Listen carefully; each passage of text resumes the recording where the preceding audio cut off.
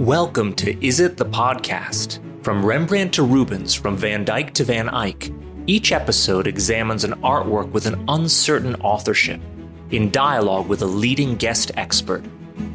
We'll tell the story of the artist we suspect created the work, of the work in question, and then we reveal the results of a cutting-edge AI authentication analysis performed by the Swiss firm Art Recognition. I'm your host, Professor Noah Charney. So, is it?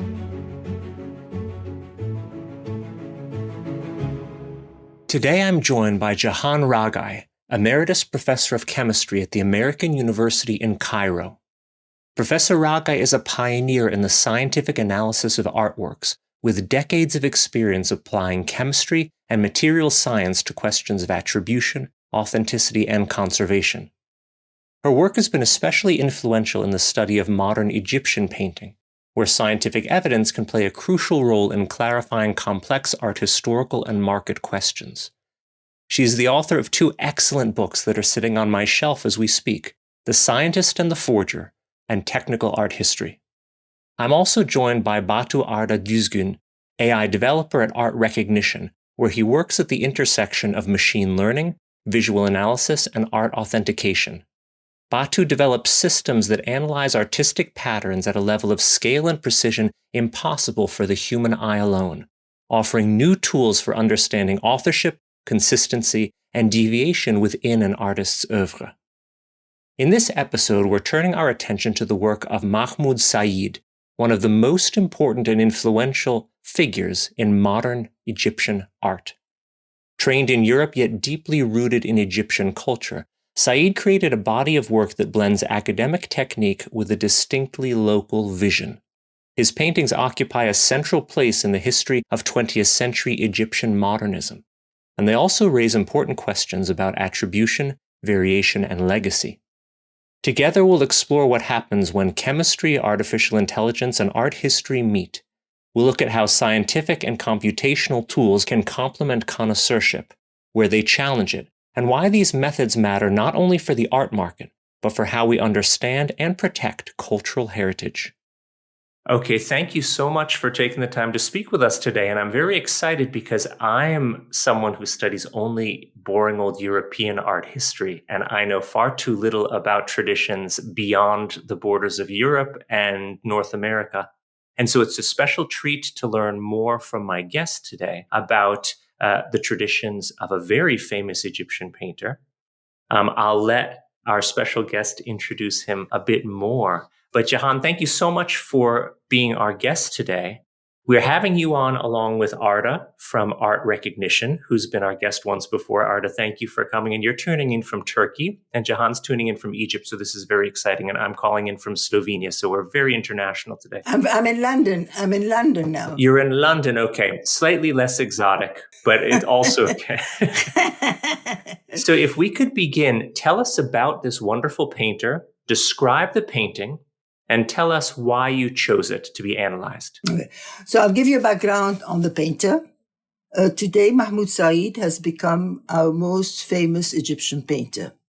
He initially comes from an aristocratic family, and his father at the time was Prime Minister of Egypt, and he had a very fine education, and his father thought it was not becoming to become an artist. And his big passion was painting, but he finally decided to please his father, studied law, became a lawyer, and then a prosecutor, and then a judge, painting during his free time. And then when his father passed away, he decided to abandon his profession and became a full-time painter. And gradually, with time, his fame became very famous. Today, his paintings cost millions of dollars. And at the same time, this rise in the Middle East of his fame came quite recently, maybe around 2010 or what have you. And so the painting in question was bought in 2008, around 2008, in Cairo by a dealer in Giza, and in the back there's Mahmoud Sa'id and so on. who claimed that he got it from Alexandria. And he got it from a dealer in Alexandria, which was convincing because Mahmoud Sa'id did a lot of paintings of coastal, landscapes. He paints portraits and landscapes and has a very characteristic style that normally the connoisseur eyes could identify. So if we look at Mahmoud Sa'id painting in question, it's a painting representing the lighthouse, the Pharos lighthouse of Alexandria. And this lighthouse was actually built during the time of Ptolemy II in 2080 BC. But then around from the 10th to the 14th century, it was there basically to help the ships in the harbor near Alexandria. It was on the island of Pharos, which is close to Alexandria on the Mediterranean Sea. And it used to help boats in the harbor with its light. But as we probably know, from the 10th century to the 14th century, there were many earthquakes which destroyed completely the lighthouse. Now, the question arises, if this painting represents a lighthouse, how did Mahmoud Sa'id, there wasn't any photography at the time, in order to actually depict such a painting? And so he relied, I believe, and it's recorded, on the writings of Pliny, Strabo, and also some of the, the coins would have some examples. And if I describe the painting, it's dark green with the light, shimmering light, which is yellow colors. And the very characteristic things about Mahmoud Sa'id is that he manages very subtly the juxtaposition of light and shadow. And his boundaries are very clear. They're not fuzzy. They're very much influenced by European academic techniques and his identity as an Egyptian or a Middle Easterner. And so if you look at the painting, you have a long structure, which on the top seems to have a kind of a lantern. It is claimed that it had a statue of Zeus or Poseidon, God only. And it has around all many rocks. And then you have water. The water is still, and there are boats there. And then you have a reflection of the light coming from the sky to the sea. And the light is yellowish. The green is dark. And yet the juxtaposition of the two colors is very subtle. And this was one of his characteristics, to be able to juxtapose light and shadow in a very subtle manner and in a clear context as such. The reason why we chose actually is that in order to have a painting like this, where the provenance doesn't come directly from the hand of the artist, you need more proof that it is authentic. And of course, it is not as yet in the catalogue raisonné. The reason also is that there are no forensic labs in Egypt in order to confirm, and we can see how we can confirm, because there is subtle also as far as scientific approaches is concerned. So the buyer, who's convinced it's authentic, the connoisseur eye seems to be in keeping with the style of, and now AI would maybe give us an answer. And at the same time, we will need to complement it maybe by scientific analysis, if need be. That's a great introduction. So I would absolutely say that the best combination of all is an AI image analysis plus material forensic testing. But as you say, the material forensic testing part is often more expensive and a little bit trickier because you need to get the object to a lab. As you say, in Egypt, there are no such conservation labs. You have to insure the object. It has to travel abroad. And so sometimes an AI image analysis will be logistically easier to do. And it's a great place to start. And I would turn the conversation now to Arda. Arda, thank you for tuning in from the end of your vacation in Turkey. This is very kind of you. And I would encourage also this should be a dialogue, so you can ask questions of each other. But let me kick things off. Can you give us the big reveal already? What did the AI analysis say? So the big answer is the AI also thinks it is authentic. Okay. And with what percentage accuracy? And could you tell us a little bit about what that means? So the authenticity probability is 84%. That probability number, it's a bit tricky to explain it, but if we go over it a bit like in a layman terms, we could say that it signifies how strongly the model believes it is authentic. If it were 100%, you could say that there is zero doubt in the model's mind that it is authentic. If it was like 0%, it's the vice versa. But it is tricky to explain what it actually is or how it could be interpreted without going into what probability actually is in a philosophical and mathematical sense. But for our purposes, 84% is very compelling. It's quite definitive because, as I understood, anything above about 65% is very compelling. So 84 is really the AI believes this is authentic. Exactly.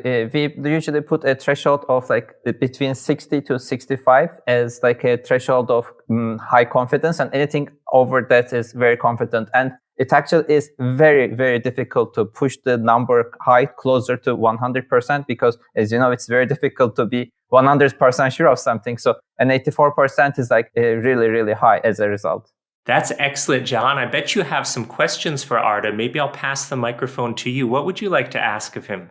Well, let me ask one thing first. Do you analyze one part? Is one part sufficient of the painting? Or do you have to have the entire picture with your particular algorithm?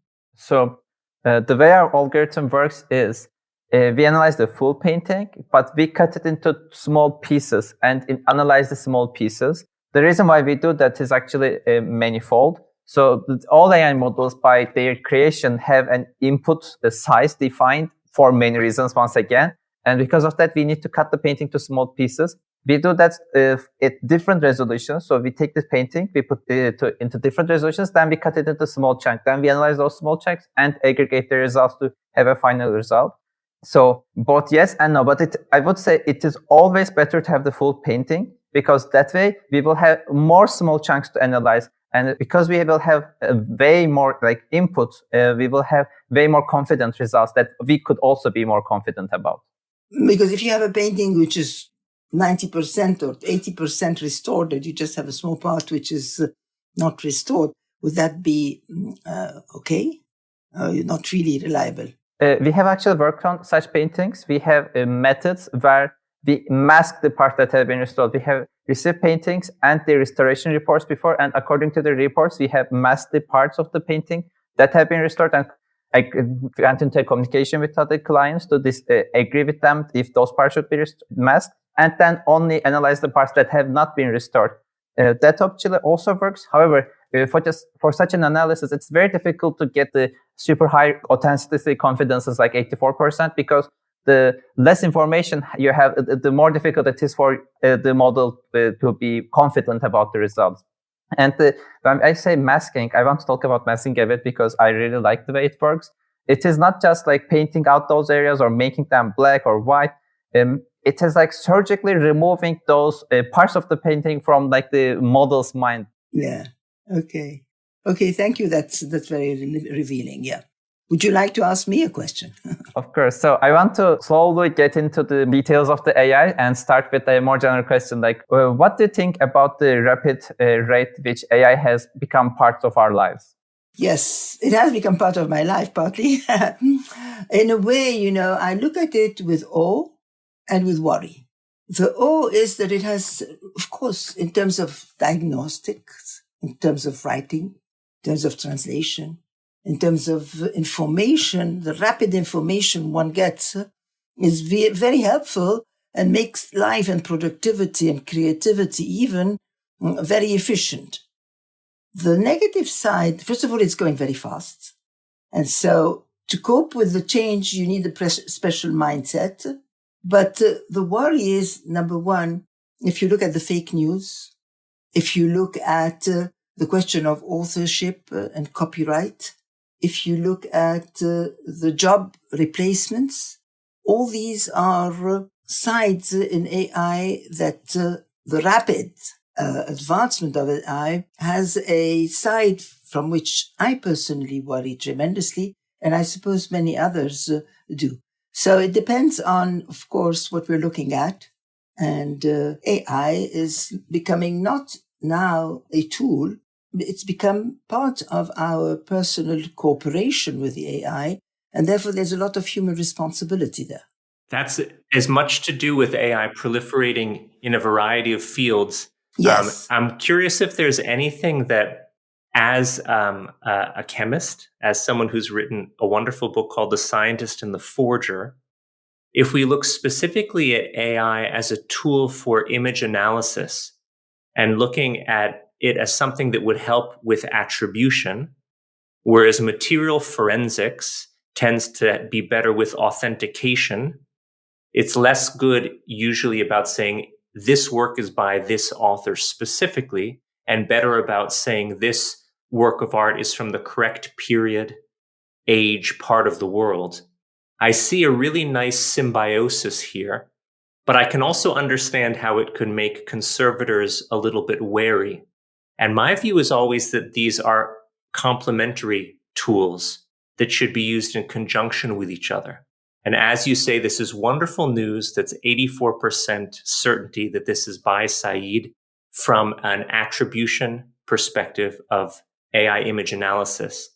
And then to sort of fill that in with more of a foundation, ideally, the painting would be subject to material forensic testing. If you were to get it tested forensically, which tests would you like to see done, and what would they show you? Yes. With a painter like Mahmoud Sa'id, you have, of course, you do not know what pigments he used, but there are pigments of the period. If you come and you find all of a sudden that there was a use of titanium dioxide, titanium dioxide came at the time of Sa'id. Let me be more clear. One particular technique, which is X-ray fluorescence, is a non-invasive, quite practical technique that could give you elemental tests. From these elemental tests, you can deduce the pigments. Now, you have a wide spectrum of Mahmoud Sa'id paintings in Egypt. And the thing is to look at the different trends in Mahmoud Sa'id, the different elemental trends that he's being used. And I'm not talking out of the blues. I remember a case of Joachim Sorolla, the famous Spanish painter, who there was two children, and they were wondering whether it's Sorolla or not, right? And then they had the same problem, you don't have many forensic labs, it's expensive, it's time. But with X-ray fluorescence, what they could detect, and they analyzed 50 paintings which were available, they found the spectrum of elements. But with the two children which we were analyzing, the amount of zinc was an enormous amount, completely different from all 50. And so that ruled out as a simple test, and X-ray fluorescence is not neither expensive nor time and accepted by museum. This could be done maybe to Mahmoud Sa'id. Would be one simple approach whereby many Mahmoud Sa'ids are available, quite a few in Egypt. And this could be actually one possibility applied, which I had in mind, you see. Can I jump in and ask you, is the fluorescent light method your favorite chemical analysis method, or do you have any other methodology that you could say your favorite approach? And what is it? How does it work? Why is it your favorite? Yes, well, my favorite techniques are the simple ones initially, in order to give you a proper kind of verdict, which you do not need to go beyond that in the very most sophisticated ones, of which I can talk. But like X-ray fluorescence, this is one of my favorites. Why? It's non-invasive. It gives you quite rapidly elemental tests, inorganic pigments, and it can give you a quick answer if you find an anachronistic painting. If you find zinc oxide in a Leonardo never used zinc oxide. He lead carbonate, okay? So if zinc as pigments, therefore. So one of them is X-ray fluorescence. How it works? You have X-rays impinging on a surface. It excites an electron. It leaves a vacancy. More electrons come. They give off X-rays again. And this X-ray, the position of the X-ray or the frequency is indicative of what element is present. So it's very simple. But it is limited because with binders, with varnishes and so on, They're not inorganic, they're organic. And X-ray fluorescence is limited there. So another very simple technique, and I remember visiting the lab in Stanford, they were using Raman, very small Raman spectroscopy, whereby you have a laser beam impinging on the surface, scattering light. The scattered could be elastic or inelastic, of the same frequency or not. If it's of the same frequency, finished. If it's out of the same frequency, it can use as a fingerprint, and you can identify the binder, the organic binder. So that's another reason why I like it. It's short, it's not invasive, and it's available and could be easily used with a handset. I can give you another one, which is infrared reflectography, which could be used easily to have the underlayer. Because an underlayer is very important because it could indicate pentimenti. And pentimenti is a change of mind of the artist. The artist is preparing a sketch, changes his or her mind, instead of having the hand like that. And it was used, in fact, on the Leonardo. It was sold for 450 million pounds. And quite simple again, and you have. But when all these are met, and you're really dealing with something then we move to more sophistication.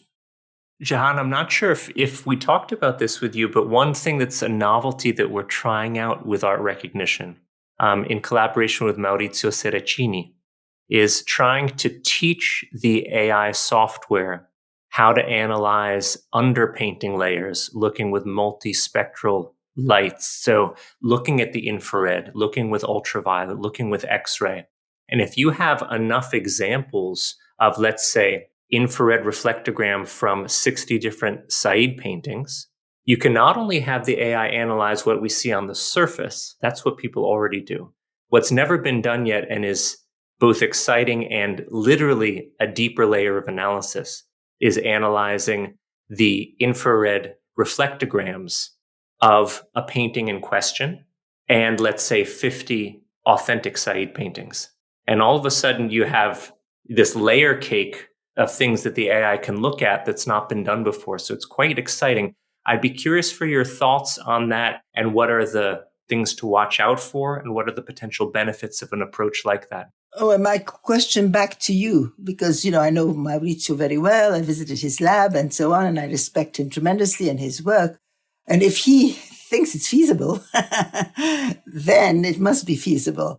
I mean, he is much more versed than I am. I know his multispectral analysis is marvelous. He has all sorts of infrared techniques, black and white, and la-la-di-la-la-la.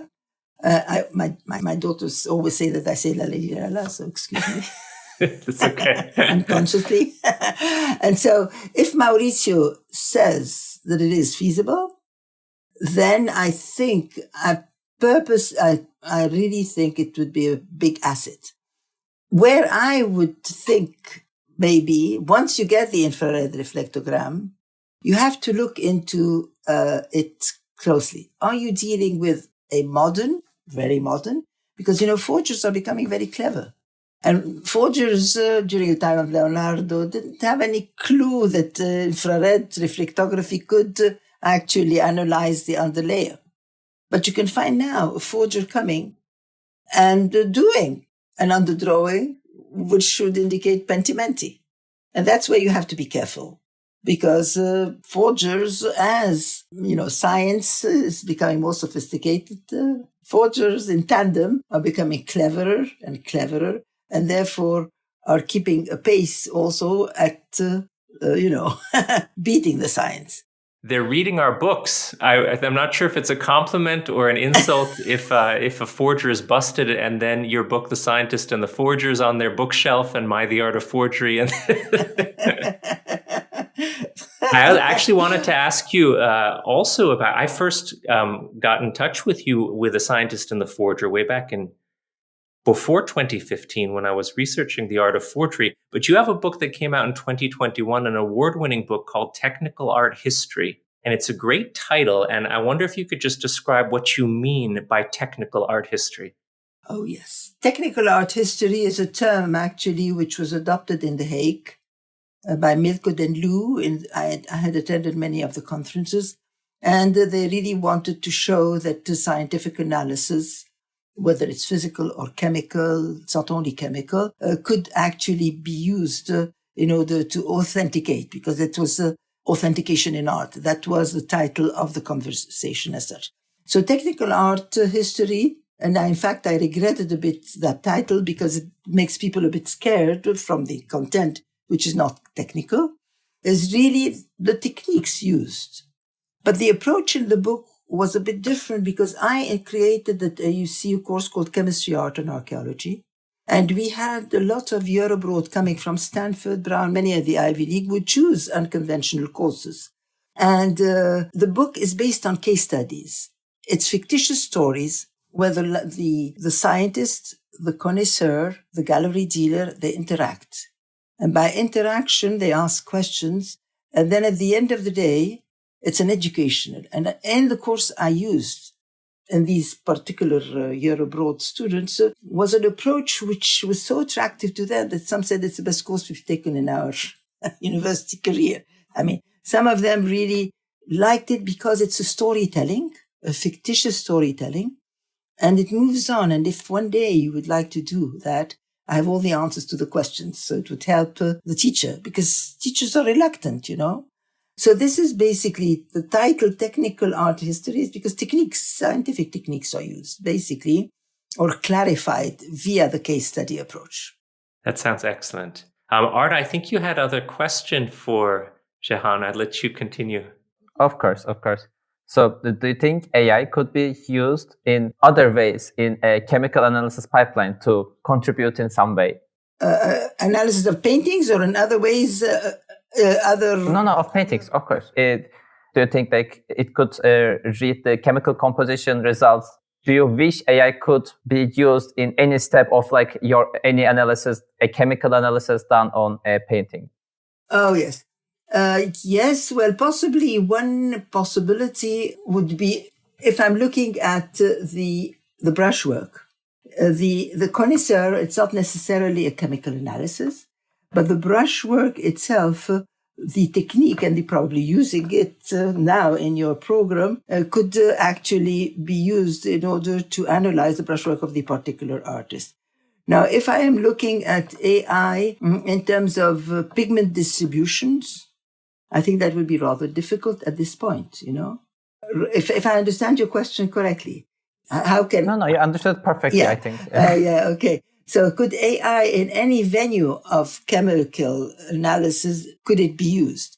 And yes, well, let me try and think. Maybe through maps. Are you doing any heat maps?